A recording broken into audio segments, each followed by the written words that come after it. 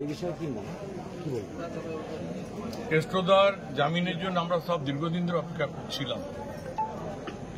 আগামী কয়েকদিন পরে মায়ের দুর্গাপুজো শারদোৎসব শুরু হচ্ছে। তার আগে আমাদের কাছে একটা মনে করি ওপরওয়ালা একটা বড় অবদান আমাদের আনন্দটাকে আরো বাড়িয়ে দেবে। বীরভূমের মানুষের জন্য, বীরভূমের প্রয়োজনে অনুব্রত মণ্ডলের দরকার আছে। বিগত দিনে ছিল, আজও আছে, আগামী দিনও থাকবে। আমরা তার সৈনিক হিসেবে তিনি এসে দায়িত্ব নিন।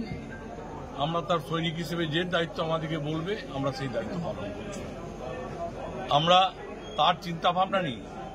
আমরা কিন্তু বীরভূমটাকে, যিনি প্রায় 2 বছর ছিলেন না, আমরা বীরভূমটাকে ওর চিন্তা ভাবনার বাইরে কোনো কাজ করিনি।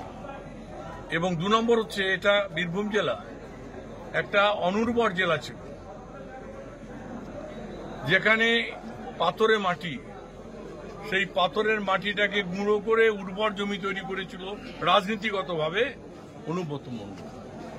সুতরাং এখানে তো আমাদের কাছে সেই আনন্দ ধরে রাখার নেই। আমরা চাই অনুব্রত মণ্ডল আবার যত তাড়াতাড়ি ফিরে আসবে। আমার মনে হচ্ছে আগামী সপ্তাহের মধ্যে তাকে আমরা বীরভূমের মাটিতে পাব এবং আমাদের আগামী দিনে চলার পথটা আরো বড় জায়গায় পৌঁছে যাবে।